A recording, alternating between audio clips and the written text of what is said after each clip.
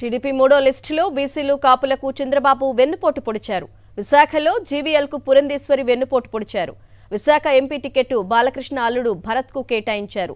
టికెట్ల విషయంలో దగ్గుపాటి నారా, నందమూరి కుటుంబాలు చక్రం తిప్పాయి. శ్రీకాకుళం రామ్మోహన్ నాయుడు, విశాఖ భరత్, అమలాపురం గంటి హరీష్, ఏలూరు పుట్ట మహేష్ యాదవ్, విజయవాడ కేసినేని చిన్ని, గుంటూరు పెమ్మసాని చంద్రశేఖర్, నరసరావుపేట లావు శ్రీకృష్ణదేవరాయలు, బాపట్ల టి కృష్ణప్రసాద్కు టికెట్ కేటాయించారు. అనుకున్నట్లుగానే టీడీపీ మూడో లిస్టులో బీసీలకి కాపులకు చంద్రబాబు వెన్నుపోటు పొడిచారు. ఇక విశాఖలో జీవీఎల్కు పురంధేశ్వరి వెన్నుపోటు పొడిచారు. ఇక దీనిపై మరిన్ని వివరాలు మా ప్రతినిధి సురేందర్ అందిస్తారు. సురేందర్, ఈ విషయంలో పురంధేశ్వరి ప్రేక్షక పాత్ర పోషించారు. చంద్రబాబు నాయుడు అనుకున్నట్లుగానే అతను అనుకున్న వారికి టికెట్లు కేటాయించి మిగతా సామాజిక వర్గాలకి అన్యాయం చేశారని స్పష్టంగా అర్థమవుతోంది కదా. ఎస్ అన్న, పూర్తిగా మూడో లిస్టు చూస్తే చాలా స్పష్టంగా అది కనిపిస్తుంది. ఎందుకంటే ఫస్ట్ నుంచి కూడా బీజేపీ విశాఖపట్నం సీట్ని అయితే అడుగుతుంది. ఖచ్చితంగా జీవీఎల్లో ఇక్కడి నుంచి పోటీలో ఉంటాను, అధిష్టానం తగిన ఏర్పాట్లు చేసుకోమంది, ప్రచారంలోకి వెళ్ళమంది అని చెప్పి అనేక సందర్భాల్లో జీవీఎల్ ప్రెస్ మీట్లు పెట్టి చెప్పిన పరిస్థితి. కానీ మూడో లిస్టుకు వచ్చేటప్పటికి ఎంపీలకు సంబంధించి టీడీపీ ఈరోజు 17కి సంబంధించి ఎంపీ లిస్టులో 13 అభ్యర్థులను అయితే ప్రకటించింది. దాంట్లో విశాఖపట్నానికి సంబంధించిన సీట్ను కూడా ప్రకటించింది. మొదటి నుంచి కూడా విశాఖపట్నంలో జీవీఎల్ టికెట్ అడుగుతుంటే అదే స్థానం నుంచి బీజేపీ రాష్ట్ర అధ్యక్షులు ఉన్న పురంధేశ్వరి కూడా తాను పోటీలో ఉంటానని చెప్పిన పరిస్థితి. అయితే చంద్రబాబు పూర్తిగా చక్రం తిప్పారు. బాలకృష్ణ అడ్డులుగా ఉన్న భరత్, గీతం యూనివర్సిటీకి సంబంధించిన భరత్ అక్కడ ఎంపీగా గతంలో కూడా పోటీ చేసి ఓడిపోయారు. ఇప్పుడు మళ్ళీ ఆయనకే టికెట్ ఇవ్వడం కోసం పూర్తిగా పురంధేశ్వరి చక్రం తిప్పింది. ఎందుకంటే తమ్ముడికి అల్లుడు అవుతాడు, తనకు కొడుకు అవుతాడు వరుసకి.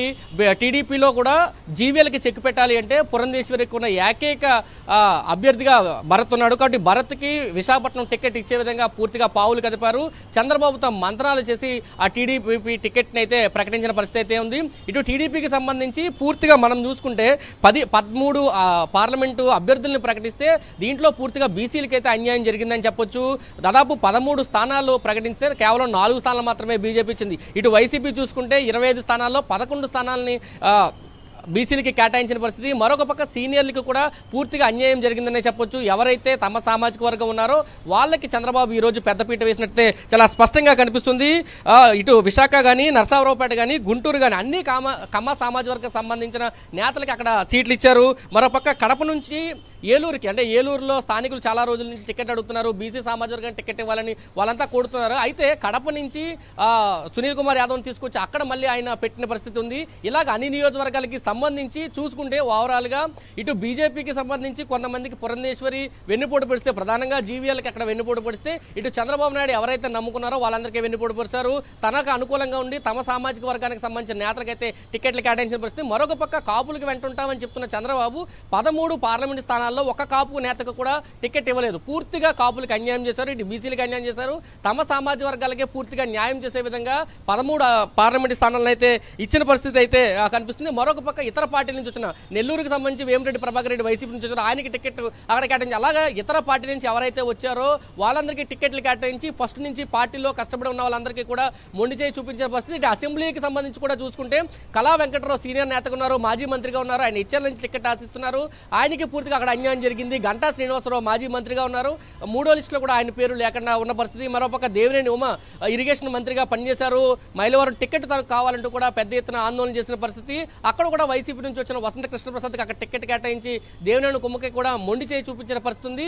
ఓవరాల్ గా చూసుకుంటే పూర్తిగా బీసీలకి, కాపులకి పూర్తిగా ఈ లిస్టులో అన్యాయం జరిగింది. తమ సామాజిక వర్గానికి సంబంధించిన నేతలకి చంద్రబాబు పెద్దపీట వేశారు. మరొక పక్క బీజేపీలో ఎవరైతే సీనియర్లుగా ఉన్నారో వాళ్ళందరికీ కూడా ఇటు పురంధేశ్వరి నుంచి చంద్రబాబు చెక్ పెట్టారు. ఎవరైతే తాను టికెట్లు ఇవ్వాలనుకున్నారో వాళ్ళకి పురంధేశ్వరి నుంచి లిస్టులు ఇచ్చి ప్రకటించిన పరిస్థితి అయితే టీడీపీలో కొనసాగుతుంది. Aruna. Right Surendra, thank you.